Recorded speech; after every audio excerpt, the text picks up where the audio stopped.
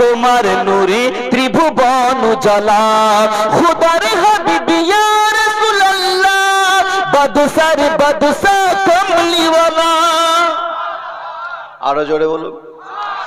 আমার প্রিয় নবী কমলিওয়ালা তোমার নূরে ত্রিভুবন উজালা আর সাক্ষ্য দিল তুমি লা শারীকা আল্লাহ সৃষ্টি জগৎ সাক্ষ্য দিল তুমি রাসূলুল্লাহ তুমি হাবিবুল্লাহ আনলে তুমি খোদার বাণী মুক্তির পথ পেল পাপী তাপী ছোট পাপী তাপী খুশি হয়ে ফেরেশতা সব খুশি হয়ে ফেরেশতা সব একসাথে গায়ে উঠে সাল্লে আলা আমার প্রিয় নবী কমলিওয়ালা তোমার নূরে ত্রিভুবন উজালা। জোরে বলো। আর উঠল মাতুম মরু সাহারায় কে এলো ওই খোলে আমিনায় উঠল মাতুম মরু সাহারায় কে এলো ওই খোলে আমিনায় নিখিলি ভুবন তোমার নামে নিখিলি ভুবন তোমার নামে দরুদ পড়ে সাল্লে আলা আমার প্রিয় নবী কমলিওয়ালা তোমার নূরে ত্রিভুবন উজালা আল্লাহুম্মা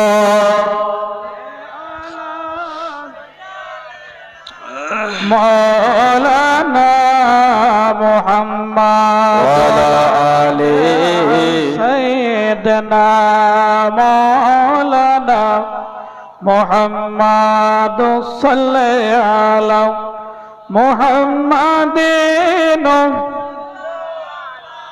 মোহাম্মদ হরদম জবান সে নিকালো পাক নামে।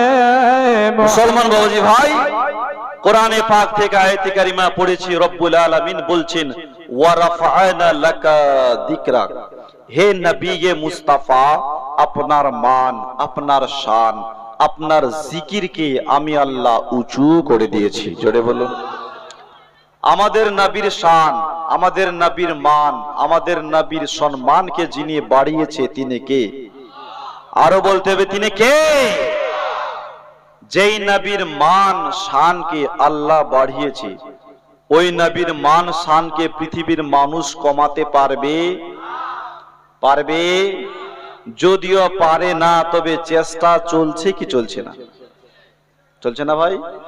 কখনো বলছে দরুদ পড়া যাবে, কখনো বলছে কিয়াম করা যাবে, কখনো বলছে জশ্নে ঈদ মিলাদুন নবী করা যাবে না, মানে এইভাবে চালাচ্ছে। বলুন আপনাদের গ্রামের মেম্বারের সম্মানকে ভোট দিয়ে কে বাড়িয়েছে? পাবলিক, জনগণ বাড়ায় নাই। যদি চেষ্টা করে কমাতে পারবে কি পারবে না? পারবে কি পারবে না? পারবে। আমাদের মুখ্যমন্ত্রী মমতা ব্যানার্জির সম্মান কি ভোট দিয়ে কে বাড়িয়েছে? জনগণ। যদি চেষ্টা করে কমাতে পারবে কি পারবে না? আমাদের ভারতবর্ষের প্রধানমন্ত্রী নরেন্দ্র মোদীর উনার সম্মানকে কে বাড়িয়েছে? জনগণ। যদি চেষ্টা করে পারবে কি পারবে না? পারবে। কত এসেছে কত চলে গেছে, তার মানে কি বুঝলাম? যে লোকটার সম্মানকে দুনিয়ার মানুষ বাড়াবে তার সম্মানকে কমিয়ে দিতে পারে। আমাদের নবীর সম্মানকে যদি দুনিয়ার মানুষ বাড়াতো তাহলে কমিয়ে দিত। আল্লাহ বলছেন হে আমার বান্দারা তোমরা বাড়াও নাই, স্বয়ং আমি আল্লাহ নিজেই বাড়িয়ে দিয়েছি। বলুন আমাদের নবীর সম্মানকে দুনিয়ার মানুষ বাড়ালে কমাতো কি কমাতো না? কমিয়ে দিত। আল্লাহ বলছে তোমরা বাড়াও নাই, আমি আল্লাহ পাক আল্লাহ তাআলা নিজেই বাড়িয়েছি। জোরে বলুন। ও মুসলমান বাবাজি ভাই, ওই নবীর শান কোথায়? নবীর মান কোথায়? নবীর মার্তবা কোথায়? নবীর স্টেজ কোথায়? এটা নির্ণয় করার পূর্বে নির্বাচন করতে হবে আল্লাহ কত উঁচু, আল্লাহ কত বড়। এটা নির্ণয় করা, নির্বাচন করা কোন মানুষের পক্ষে সম্ভব নয়। এক কথায় বলতে হবে আল্লাহ সব চাইতে বড়। ঠিক তেমনি নবী হিসাবে পয়গম্বর হিসাবে আল্লাহর পর আমাদের নবীর সম্মান সব চাইতে বড়। আল্লাহর পরে পরে নবীর শান সব চাইতে বড়। দেখবেন গ্রামের ছোট ছোট বাচ্চারা খেলাধুলো করতে করতে এক বাচ্চা ছেলে আরেক বাচ্চা ছেলেকে বলছে আচ্ছা বলতো আল্লাহ কত বড়? তো ছোট বাচ্চা ছেলে নিজের ব্রেন মোতাবিক বলছে আল্লাহ তালকে ছেড়ে তো বলে কি বলে না? আর একটা ছেলে বলছে না আল্লাহ এত বড় নয়, আল্লাহ কত বড় আমি জানি।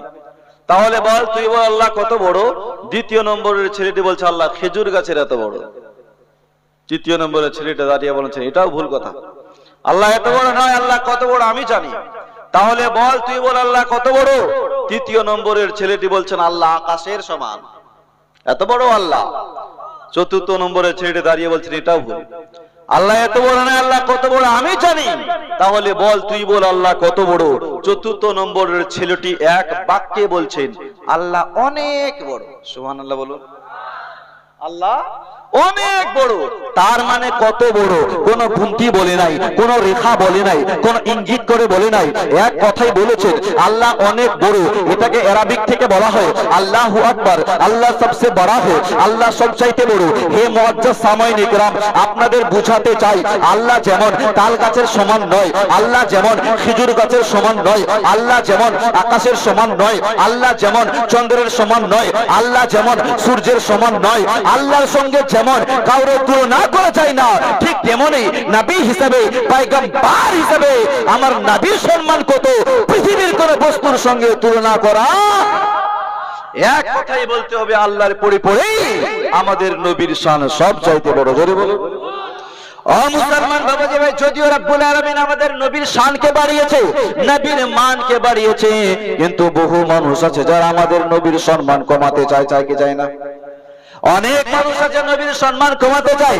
বিশ্ব নবীর জামানায় চেষ্টা করেছিল, বর্তমান জামানায় চলছে, কাল কিয়ামতের সকাল পর্যন্ত চলবে, কিন্তু নবীর মান শানকে কেউ কোনোদিন কমাতে পারবে না। বিশ্ব নবীর জামানায় আবু লাহাব, আবু জেহেল, উতবা, সাইবা এরা আমার নবীর মান শানকে কমানোর চেষ্টা করেছিল। ও মুসলমান বাবাজি ভাই, আল্লাহর নবী দো জাহানের বাদশা জনাবি মুহাম্মদুর রাসূলুল্লাহ সাল্লাল্লাহু তাআলা আলাইহি ওয়াসাল্লামের যখন এই পৃথিবীতে 40 বছর পূর্ণ হলো, আমার আল্লাহ ডেকে বললেন হাবিব, এই আমার নবী, এইবারে সময় এসেছে তুমি মক্কাবাসীদের সামনে নিজের নবুয়তের এলান করো। আল্লাহ পাক আল্লাহর হুকুমে আমার নবী মুস্তাফা মক্কাবাসীদের সামনে নিজের নবুয়তের এলান করছেন। এই মক্কার লোকেরা, তোমরা যে দেবদেবীকে পূজা করো, এই রকম দেবদেবীর পূজা করিও না যে এক জায়গা থেকে অন্য জায়গায় যেতে পারে না, যার কোনো ক্ষমতা নাই, যে কোনো কথা বলতে পারে না, সে কোনোদিন আল্লাহ হতে পারে না। তোমরা এক আল্লাহকে মানো আর আমাকে তার নবী বলে মেনে নাও। জোরে বলুন। তোমরা এক আল্লাহকে মানো আর আমাকে তার নবী বলে মেনে নাও। বিশ্বনবী দো জাহানের বাদশা যখন দাওয়াত দিলেন, মক্কার কোন মানুষ আমার নবীর কালমা পড়লো না, কেউ আমার নবীকে নবী বলে মানলো না। আমার নবীর মন খারাপ হয়ে গেল, আল্লাহকে ডেকে বললেন মাবুদ, তুমি এলান করতে বললে আমি এলান করলাম, তবে মক্কার কোন মানুষ তো আমাকে নবী বলে মানছে না। আবু লাহাব মানছে না, আবু জেহেল মানছে না, আবু সুফিয়ান প্রভৃতি কেউ আমাকে নবী বলে মানছে না। আল্লাহ পাক ডেকে বললেন হাবিব, মন খারাপ করিও না, এই দুনিয়ার মানুষ তোমাকে মানুক বা নাই মানুক, আবু লাহাব মানুক বা নাই মানুক, আবু জেহেল মানুক বা নাই মানুক, উতবা, সাইবা, মুগীরা, এই দুনিয়ার মানুষ তোমাকে নবী বলে মানুক বা নাই মানুক, হাবিব গো আমি আল্লাহ তোমাকে মানবো আর তুমি আমাকে মানবি। জোরে বলুন। এ আমার নবী, আমি আল্লাহ পাক তোমাকে মানবো, তুমি আমাকে মানবে, আমি তোমার খোদা, তুমি আমার মুস্তাফা, তুমি আমাকে কাদির বলবে, আমি তোমাকে মুবাশশির বলবো, তুমি আমাকে লাতিফুল খাবির বলো, আমি তোমাকে সিরাজুল মুনির বলবো, তুমি আমাকে রব্বুল আলামিন বলো, আমি তোমাকে রাহমাতাল লিল আলামিন বলবো। তাই আমার নবী মুস্তাফা, তুমি পড়ো লা ইলাহা ইল্লাল্লাহ আর আমি আল্লাহ পড়ব মুহাম্মাদুর রাসূলুল্লাহ। জোরে বলুন। নবী কেউ যদি না মানে নাই মানুক, তাতে কি হয়েছে? তোমার আল্লাহ তোমাকে নবী বলে মানবে, তুমি আমাকে মানবে, আমি তোমাকে মানবো নবী। তুমি পড়বা লা ইলাহা ইল্লাল্লাহ, তোমার আল্লাহ পড়বে মুহাম্মাদুর রাসূলুল্লাহ। কে মানুক, তোমার আল্লাহ তোমাকে মানবে। সুবহানাল্লাহ। রাসূল পাক সাল্লাল্লাহু তাআলা আলাইহি ওয়াসাল্লাম কে কেউ মানলো না। বর্তমান জামানা তো কিছু মানুষ আছে না নাই? আছে না নাই? যারা অস্বীকার করছে, কিয়ামতের সকাল পর্যন্ত নবীর শত্রু থাকবে, ইসলামের শত্রু থাকবে, কিন্তু নবীর মান শানকে কেউ কোনোদিন কমাতে পারবে না। আল্লাহ নবী দাওয়াত দিলেন, কেউ কালমা পড়লো না।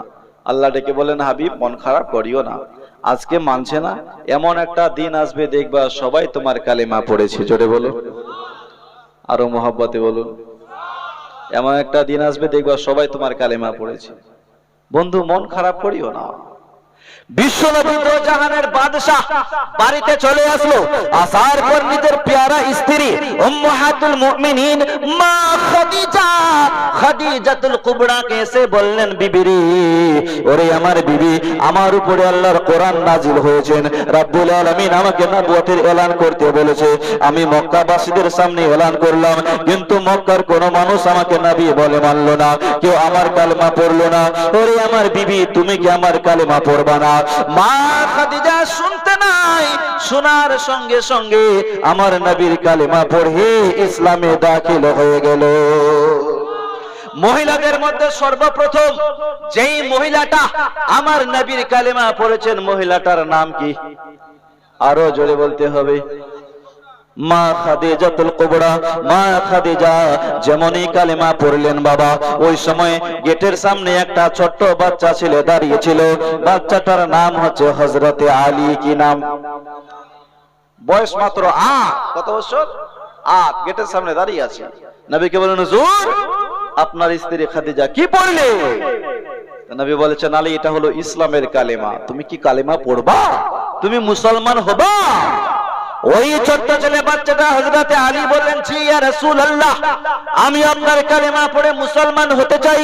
নবী বললেন, আলী পড়ে নাও লা ইলাহা ইল্লাল্লাহ মুহাম্মাদুর রাসূলুল্লাহ, বলো লা ইলাহা ইল্লাল্লাহ, আকলা ইলাহা ইল্লাল্লাহ, আকলা ইলাহা ইল্লাল্লাহু মুহাম্মাদুর।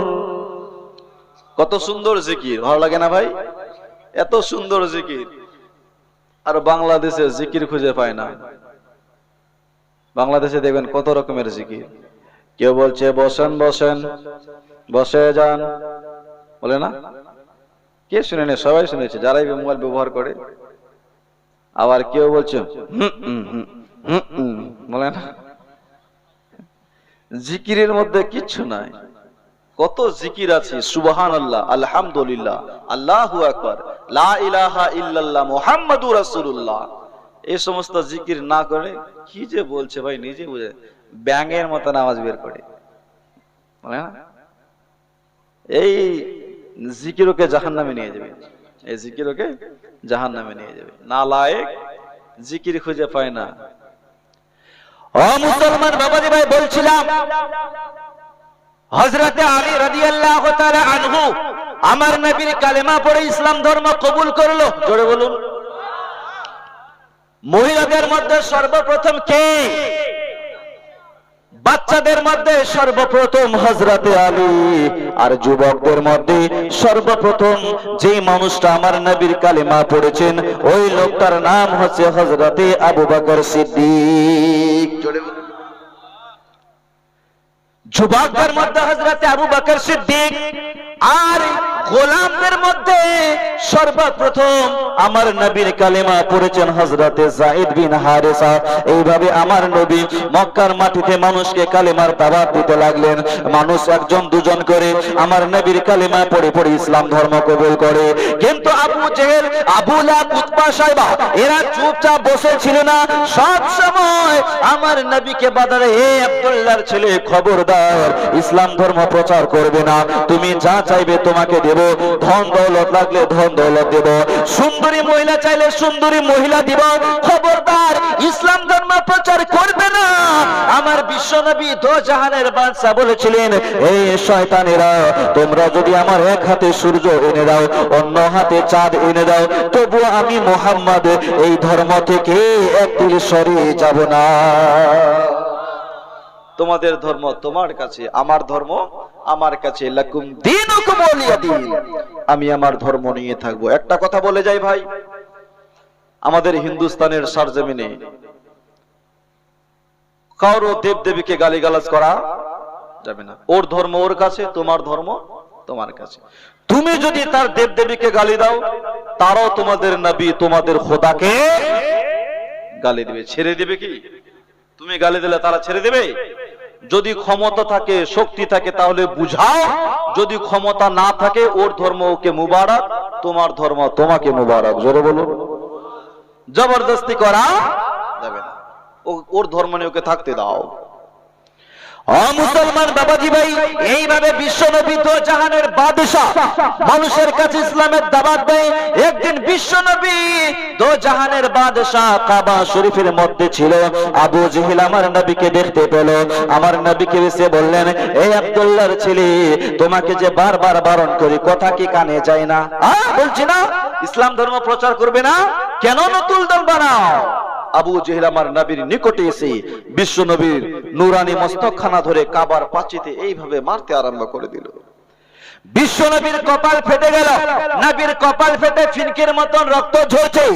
আর এই দৃশ্য আমার নবী মুস্তাফার আপন চাচি হযরতে আমিরে হামজার স্ত্রী কাবার বাইরে থেকে দেখছিলেন। ওই সময় কিছুই বলল না, সঙ্গে সঙ্গে বাড়িতে গেল। যাবার পর নিজের স্বামী হযরতে আমিরে হামজাকে বললেন, স্বামী জান, ওগো আমার মাতার তাজ, তুমি কেমন চাচা হয়েছো, ভাতিজার খবর রাখো না। ইতিম বলে কি তাকে সবাই মারবে? মা নাই, বাপ নাই, তাই বলে কি তাকে সবাই মারবে? আমিরে হামজা শোনার পর বললেন, বিবি কি হয়েছে একটু খুলে বলো। আমিরে হামজা বললেন, স্বামী জান, আজ আমি কাবা শরীফের পাশে ছিলাম। তোমার ওই যে ভাতিজা আব্দুল্লাহর ছেলে মোহাম্মদ আছে, আবু জেহেল যেমন মার মেরেছে গো স্বামী, তাহার মাথা ফেটে আপনার ফিনকির মতো রক্ত ঝরেছে। স্বামী, তুমি চাচা হো, কেন প্রতিবাদ করো না? মা নাই, বাপ নাই, তাই বলে কি তাকে সবাই মারবে? আমিরে হামজা শুনতে নেই, চোখ মুখ লাল হয়ে গেল। আর বলছেন, বিবি, আজকাল দেখি সব সময় ওই শয়তানটা আমার ভাতিজার পেছনে পড়ে থাকে। আজ আমার হাত থেকে আবু জেহেলকে কেউ বাঁচাতে পারবে না। সঙ্গে সঙ্গে বেরিয়ে গেল, কাবা শরীফে গেল, দেখছে শয়তান মারার পরে ওইখানে আছে। আমিরে হামজা আবু জেহেল, আবু জেহেল, আমার ভাতিজাকে কেন মারলা? কি অন্যায় করেছে? শয়তান কথা বলে, কেন মারলা? কথা বলে না। আমিরে হামজার নিকটে আসলো। যেইভাবে আমার নবীর মুস্তাফার নূরানি মস্তক মুবারক ধরে কাবার পাঁচিতে মারছিল বাবা, ঠিক তেমনি আমিরে হামজা আবু জেহেলের নোংরা মাথাটা ধরে কাবা শরীফের পাঁচিতে মারতে মারতে তাহার মাথা ফাটিয়ে দিল। আবু জেহেলকে মারার পর বিশ্ব নবীর চাচা হযরতে আমিরে হামজা নবীর বাড়িতে গেল। যাওয়ার পর বললেন, ভাতিজা, ও আমার ভাতিজা, কোথায় আছো? বেরিয়ে আসো। নবী চাচার আওয়াজ শুনতে নেই, ঘর থেকে বাইরে বের হয়ে আসলো। হ্যাঁ চাচা, ডাকছেন? বলে, হ্যাঁ ভাতিজা। কেন ডাকছেন চাচা? তো আমিরে হামজা বলছে, ভাতিজা, আবু জেহেল তোমাকে মেরেছে, আমিও আবু জেহেলকে মেরেছি। আবু জেহেল তোমার মাথা ফাটিয়েছে, আমিও তাহার মাথা ফাটিয়েছি। ভাতিজা, এখনই তোমার বদলা নিয়ে আসলাম। জোরে বলুন। এই আমার ভাতিজা, এখনই তোমার প্রতিশোধ নিয়ে আসলাম। নবী আমার শোনার পর বললেন, চাচা যান, আবু জেহেলকে মেরেছেন, তাতে আমি খুশি নই। ওগো আমার চাচা যান, রব্বুল আলামিন আমাকে বদলা নেওয়ার জন্য পাঠায় নাই। রব্বুল আলামিন আমাকে সকলের জন্য রাহমাতাল লিল আলামিন করে পাঠিয়েছি। জোরে বলুন। রব্বুল আলামিন আমাকে সকলের জন্য রহমাতুল লিল আলামিন করে পাঠিয়েছে। চাচা, যেমন আমি বন্ধুর জন্য রহমত, ঠিক তেমনি শত্রুর জন্য রহমত। এই আমার চাচা যান, আবু জেহেলকে মেরেছেন, তাতে আমি খুশি নয়। চাচা যান, আপনি আমারে খুশি করতে চান, তাহলে আমার কালিমা পড়ে নিন, আমি রাসূলুল্লাহ আপনার খুশি হয়ে যাব। চাচা, এত সুন্দর মুখখানা জাহান্নামের আগুনে কেমন করে জ্বালাবেন? চাচা যান, আপনি যদি কালিমা পড়ে নিন, আমি রাসূলুল্লাহ খুশি হয়ে যাব। জোরে বলুন। আমার নবীর চাচা চাচি দুজনেই আমার রাসূলুল্লাহর কালিমা পড়ে মুসলমান হয়ে গেল। জোরে বলুন। এইভাবে বিশ্ব নবী দো জাহানের বাদশা একজন দুজন করে মক্কার মাটিতে আমার নবী মুস্তাফা 39 জন মানুষকে কালেমা পড়ালেন। কতজনকে? আরো জোরে বলতে হবে কতজন? 39 জন। যে 39 জন মানুষ কালেমা পড়েছে, ওই দিকে খবর শুনতে পেলো সাইয়্যিদানা উমর ফারুক আযম রাদিয়াল্লাহু তাআলা আনহু। উমরের কানে গেল যে আব্দুল্লাহর ছেলে মুহাম্মদ মক্কার মাটিতে একজন দুজন করে 39 জন মানুষকে কালমা পড়িয়েছে।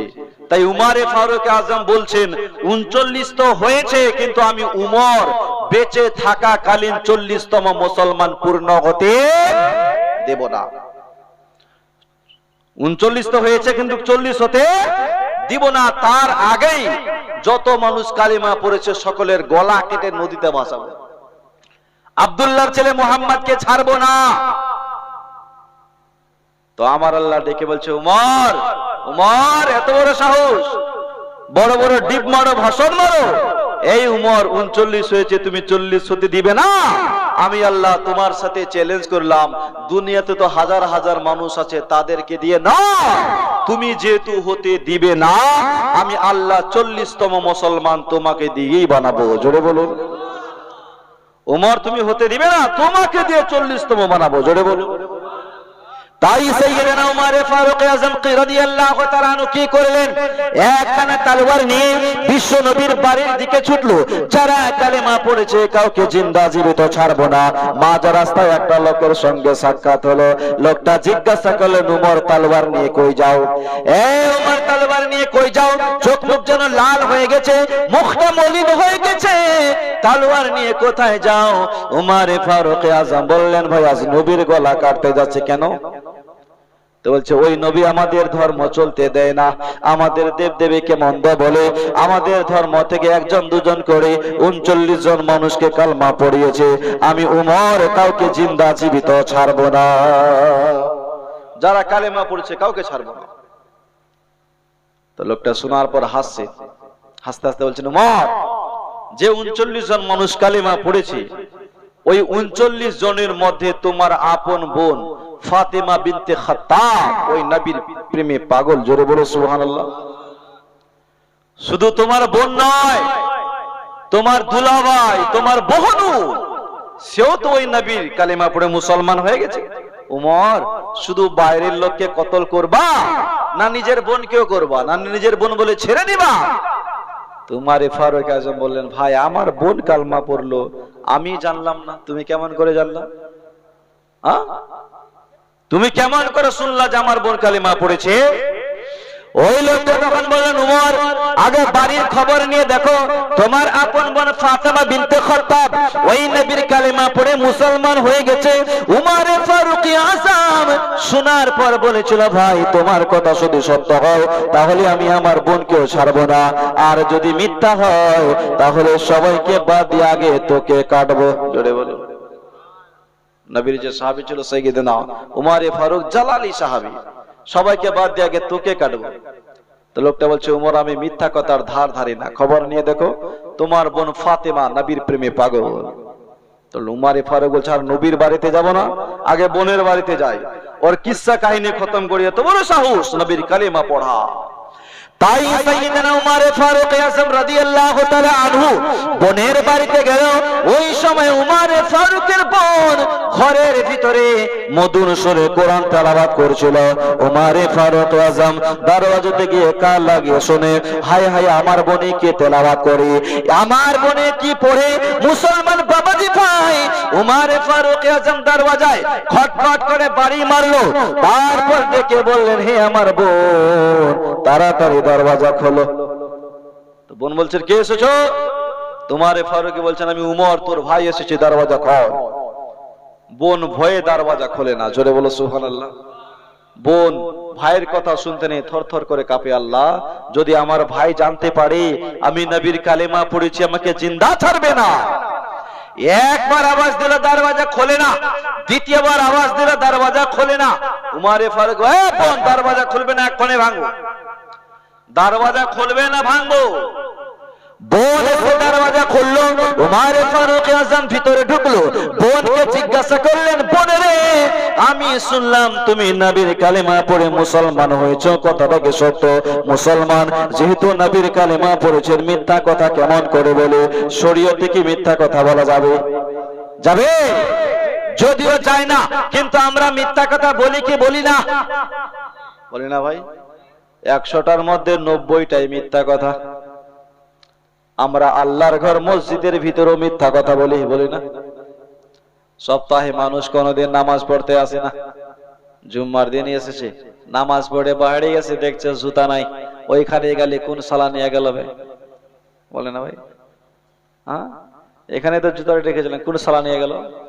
ওইখানে গালি দিয়ে দেয়। ও মুসলমান বাবাজি ভাই, উমর ফারুক আজম যখন বোনকে বলেন, হে আমার বোন, আমি শুনলাম তুমি নবীর কালেমা পড়েছো। বোন ভাবছেন, আল্লাহ, যদি মিথ্যা কথা বলছি তো আমার ঈমান কমজোর হয়, আর যদি সত্য কথা বলছি তো আমার গলা যায়। গলা দেব নাকি ঈমান দেব? বোন সিদ্ধান্ত নিলেন গলা যাচ্ছে যাক, কিন্তু আমি আমার ঈমানকে কমজোর হতে দেব না। জোরে বলুন। গলা যাচ্ছে যা, কিন্তু ঈমান দিব না। বলছে, হ্যাঁ ভাই উমর, তুমি যা শুনেছো সেটাই সত্য, আমি ওই নবীর কালেমা পড়ে মুসলমান হয়ে গেছি। জোরে বলো। তোমার ফারুক আজম বলছে, বোন, যে নবী আমাদের ধর্ম চলতে দেয় না, ওই নবীর কালেমা পড়ছো, খবরদার নবীর নাম মুখে উচ্চারণ করবে না, না হলে এক্ষুনি তোর জবান কেটে আলাদা করে দিব। कि हजरत उमर बोन के बोले पढ़छिले की मोर आसार आगे। जोड़े बोलूं। उमरे फारूक बोन के जिज्ञासा करছেন, हजरत उमर बोन के बोले पढ़छिले की मोर आसार आगे। बोलो बोलो तुम जल्दी करे नইলে तलवार चलबे गले। हजरत उमर बोन के बोले पढ़छिले की मोर आसार आगे। बोलो बोलो तुम जल्दी करे नইলে तलवार चलबे गले। খুলিল যখন কোরআনের পাতা পড়ে কোরআন সুরে ছন্দ কথা। খুলিল যখন কোরআনের পাতা পড়ে কোরআন সুরে ছন্দ কথা। শুনে ওমর হইল ফিদা পড়ে লা ইলাহা আর জোরে লা ইলাহা ইল্লাল্লাহ। হাসবি রব্বি জাল্লাল্লাহ মা ফি কলবি গায়রুল্লাহ নূরে মুহাম্মদ সাল্লাল্লাহ ইল্লাল্লাহ। আসমান জমিন চন্দ্র তারা পাহাড়ের ওই ঝরনা ধারা কল কল রবে গাইছে সদা লা ইলাহা। ও গোয়ে কোটা আপু জেহেল এসে প্রিয় নবীকে বললো এসে মুঠোতে আমার বলো কি আছে পারলে ঈমান আনবো শেষে। জোরে বলুন। শুনেন নাই? আবু যে বলে মোহাম্মদ কি আছে, তো নবী আমার বলেছে আমি বলা লাগবে না, হাতে কি আছে ও নিজেই বলবে। জোরে বলুন। ये कोता अबू जहल ऐसे प्रिय नबी के बोलो ऐसे मुठोते আমার বলো কি আছে পারলে ঈমান আনবো শেষে। ये कोता अबू जहल ऐसे प्रिय नबी के बोलो ऐसे मुठोते আমার বলো কি আছে পারলে ঈমান আনবো শেষে। প্রিয় নবীজির শুনে কথা জবান খুলে দিল খোদা। প্রিয় নবীজির শুনে কথা জবান খুলে দিল খোদা। মুঠি মে পাথর বলো উঠা লা ইলাহা। সবাই বলো লা ইলাহা ইল্লাল্লাহ। হাসবি রব্বি জাল্লাল্লাহ মা ফি কলবি গায়রুল্লাহ নূরে মুহাম্মদ সাল্লাল্লাহ লা ইলাহা। মুসলমান বাবাজি ভাই, উমরে ফারুকের বোন বলছে না, হ্যাঁ ভাই। উমরে ফারুকের বোন বলছে, ভাই তুমি যেটা শুনেছো সেটাই সত্য, আমি ওই নবীর কালেমা পড়ে মুসলমান হয়ে গেছি। এখন তুমি আমাকে কাটবা না মারবা এটা তোমার ব্যক্তিগত ব্যাপার। আমি কালেমা পড়ে মুসলমান। ও মুসলমান বাবাজি ভাই, উমারে ফারুক আজম বোনকে অনেক বুঝালো, কিন্তু বোনের জবান থেকে একটাই কথা বের হয়, জীবন দিতে রাজি আছে কিন্তু কালেমা ছাড়তে রাজি না। তাই উমারে ফারুক আজম রাদিয়াল্লাহু তাআলা আনহু নিজের বোনকে কোড়া দিয়ে আঘাত করতে শুরু করলেন, কোড়া দিয়ে মারতে লাগলেন। বাবা, বোনের শরীর ফেটে ফিনকির মতো রক্ত ঝরেছে, কিন্তু জবান থেকে একটাই কথা বের হয়, হে আমার ভাই উমর, যদি মারতে মারতে আমার জীবনটা নিয়ে নাও, নবীর নাম জবান থেকে ছিনিয়ে নিতে পারবে না। ভাই, এইভাবে মারতে মারতে যদি আমার জীবন নিয়ে নাও, নবীর নাম জবান থেকে ছিনিয়ে নিতে পারবে না। উমারে ফারুক আজম কালান্ত হয়ে গেল। বোনকে জিজ্ঞাসা করলেন, বোনে এ কেমন মন্ত্র পড়িয়ে দিয়েছে, জীবন দিয়ে দাও কিন্তু কালিমা দাও না। ও মুসলমান বাবাজি ভাই, উমারে ফারুক আজম বললেন, বোন, আমি যখন বাইরে ছিলাম, ঘরের ভিতরে কি যেন মধুর সুরে তেলাওয়াত করছিল। বোন বলছে, ভাই ওই সময় আমি আল্লাহর কালাম পড়ছিলাম, আল্লাহর কোরআন পড়ছিলাম। উমারে ফারুক আজম বললেন, বোন আর একবার শোনো তো দেখি। ও মুসলমান বাবাজি ভাই, উমারে ফারুক আজমের বোন বললেন, ভাই রে, এ ভাই উমর, এই মুহূর্তে তোমাকে শোনাতে পারবো না, কারণ ওই সময় আমি দুনিয়ার কোন সাধারণ কিতাব পড়ি নাই, আমি ওই সময় আল্লাহর কালাম পড়ছিলাম। ওই সময় আমি আল্লাহর কিতাব পড়ছিলাম। হে আমার ভাই উমর, যদি শুনতে চাও, যাও আগে গোসল করো, উজু বানাও, পাক পবিত্র জায়গায় বসো, তারপর আমি তোমাকে শোনাবো। উমারে ফারুক আজম গোসল করলো, উজু বানালো, পাক পবিত্র জায়গায় বসলো। উমারে ফারুক আজমের বোন মধুর সুরে কোরআন পড়তে আরম্ভ করলো। কোরআনের তেলাওয়াত শুনে উমারে ফারুক পাগল। জোরে বলো। কোরআনের তেলাওয়াত শুনে উমারে ফারুক আজম মুগ্ধ। বোনকে বলতে লাগলেন, হে আমার বোন, এ কেমন কালাম শুনানি, আর নিজেকে স্থির রাখতে পারি না, আমাকেও সেই নবীর কাছে নিয়ে চলো, আমিও নবীর কালিমা পড়ে মুসলমান হতে চাই।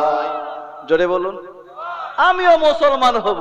তো বোন বলছে, ভাই তোমার কথার বিশ্বাস নাই, তোমার কথার বিশ্বাস নাই, তোমার জবানে এক কথা আর অন্তরে আরেক কথা। ওই নবীর জন্য আমাকে কত মারলে, নবীর দরবারে নিয়ে যাব, যদি নবীর দরবারে গিয়ে বেয়াদবি করো, আমি ওই নবীর সামনে কেমন করে দাঁড়াবো? ভাই উমর, আমি তোমাকে বিশ্বাস করি না। কোরআনের তেলাওয়াত কত সুন্দর তেলাওয়াত, জোরে বলুন। যত কিতাব আছে সবচাইতে সুন্দর তিলাওয়াত হচ্ছে কোরআনের তিলাওয়াত। কোরআনের সমতুল্য কোন কিতাব নাই, আছে নাকি? কোন ধর্মেই নাই। কোরআন এমন একটি পারফেক্ট কিতাব যে কোরআনের মধ্যে একটা জাবার জের পেশ কোন রকমের সন্দেহের অবকাশ নেই। কেউ যদি বলে কোরআনে ভুল আছে, সে মুসলমান থাকবে? থাকবে ভাই? ও মুসলমান থেকে খারিজ। আজ আমরা ছেলেকে সবে করাই ভাই, কিন্তু কোরআন পড়াতে চাই না। ছেলেকে বিএ পাস করাই, এমএ পাস করাই, ডবল এমএ করাই, কিন্তু ছেলেকে কোরআন পড়ায় না।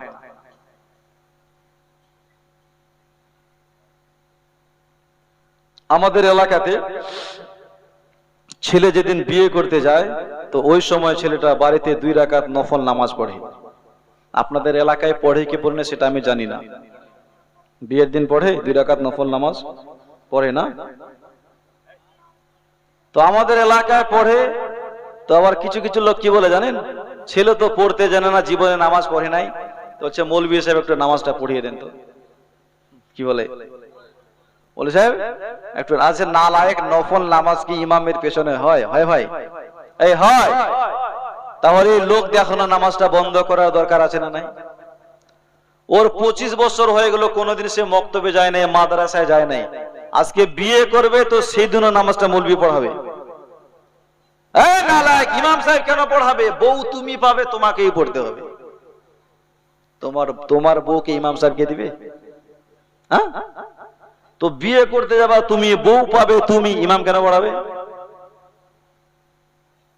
তো ছেলেকে আমরা সবই পড়াই, কোরআনের শিক্ষা দিই না, কোরআন পড়াই না। আর এমন যুগ জামানা চলে এসেছে ভাই, এখন রাস্তাঘাটে ঘোরাফেরা করলে বুঝাই যায় না যে ওটা পুরুষ না মহিলা। এখন পুরুষও রাখছে ছোট ছোট চুল, মহিলাও রাখছে ছোট ছোট চুল, রাখে না? পুরুষও পড়ছে প্যান্ট শার্ট, মহিলাও পড়ছে প্যান্ট শার্ট। পুরুষও পড়ছে বুট জুতা, মহিলাও পড়ছে বুট জুতা। একদিন আমাদের রায়গঞ্জে ঘোরাফেরা করছি, পেছন দিকে দেখে ভাবলাম হয়তো কোনো চাচা যাচ্ছে, তো চাচা চাচা করে ডাকছে, ও চাচা একটু দাঁড়ান দাঁড়ান দাঁড়ান। দাঁড়ালো, সামনে যখন মুখটা দেখছি ওটা চাচা ছিল না, চাচি ছিল। কে ছিল? চাচি। ও চাচি যে করেছে বুট জুতা পরে প্যান্ট শার্ট পরে হাঁটতে হাঁটতে চলে যাচ্ছে, বুঝাই যায় না। আর কিছু পুরুষ আছে, আল্লাহ যে পুরুষ বানিয়েছে তাতে ও সন্তুষ্ট নয়, ও মহিলা সাজতে চায়। কিছু মহিলা পুরুষ সাজতে চায়। ওরে আগের মতো শান্তি তো বাড়ি এখন পাওয়া যায় না, মানুষও পাল্টে গেছে, পাল্টাইনি জামানা। জামানা ঠিক আছে, মানুষও পাল্টে গেছে, মানুষও পাল্টে গেছে, জামানা ঠিক আছে। জোরে বলুন। ওরে আগের মতো শান্তি তো বাড়ি এখন পাওয়া যায় না, মানুষও পাল্টে গেছে, পাল্টাইনি জামানা। জামানা ঠিক আছে, মানুষও পাল্টে গেছে, মানুষও পাল্টে গেছে, জামানা ঠিক আছে। আর এই চুলগুলো খাটো খাটো, প্যান্ট সাথে আটো সাটো, সানগ্লাস চোখে তার, যেন কোন জমিদার। বুট জুতা পায়ে দিয়ে, কাঁধে এক ব্যাগ নিয়ে, ঠোঁটে লিপস্টিক, হাসে শুধু ফিক ফিক। ওদিকে গেল দু চোখ, মনে হলো ভদ্রলোক। কাছে গিয়ে চাইয়ে দেখি এ তো পুরুষ মানুষ না, মাসাল্লাহ দাঁড়াই আছে মিস জরিনা। কে দাঁড়িয়ে আছে? যাকে চাচা ভেবেছিলাম আসলে চাচা